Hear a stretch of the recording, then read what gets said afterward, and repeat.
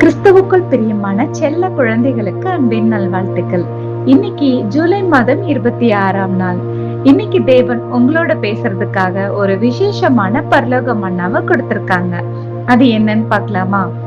இன்றைய மன்னா கலாத்தியர் 5ஆம் அதிகாரம் 22ஆம் வசனம்.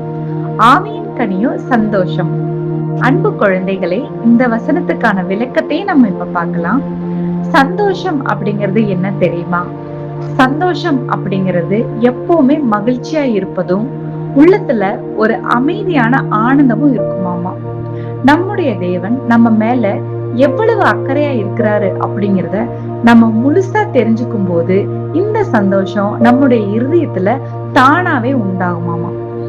இப்ப நமக்கு ஏதாவது கஷ்டம் வரும்போது நாம எப்ப வேணாலும் ஜெபத்தின் மூலமா தேவன் கிட்ட போக முடியும் அப்படிங்கிற ஒரு பெரிய பாக்கியத்தை தேவன் நமக்கு தந்திருக்காரு. நாம அவர்கிட்ட ஜெபிக்கும் போது அவர் நமக்கு தேவையான பலத்தை தந்து நம்மள நல்ல வழியில நடத்தி நம்முடைய மனசுக்கு ஒரு பெரிய ஆறுதலையும் தர்றாரு.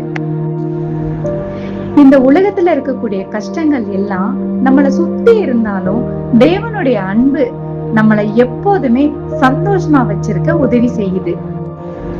எனவே குழந்தைகளே, நம்மை பாதுகாக்கும் அன்பான தேவன் நம்ம கூடவே இருக்கிறாரு அப்படிங்கறத நினைச்சு நம்ம எப்பவுமே சந்தோஷமா இருக்கணும்.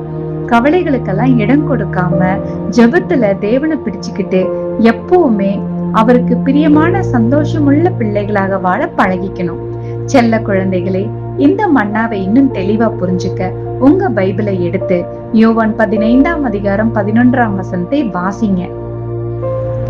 இன்னைக்கு ஃபுல்லா கஷ்டமான நேரத்துல கூட தேவன் மேல விசுவாசத்தோடு ஜெபிச்சு சந்தோஷமா தேவனுக்கு பிரியமான நல்ல பிள்ளைகளா வாழ்றத குறிச்சு மனசுக்குள்ள தியானம் பண்ணுங்க. ஓகே குட்டீஸ், இன்னைக்கு இந்த மன்னாவோட சந்தோஷமா இருங்க. இன்னைக்கு நைட் ஒரு சூப்பரான வேதாகம கதையோட நாம சந்திக்கலாம். எப்பவுமே தேவனுக்கும் கிறிஸ்துவுக்கும் பிடிச்ச சமத்து பிள்ளைகளா இருங்க. God bless you children. Bye.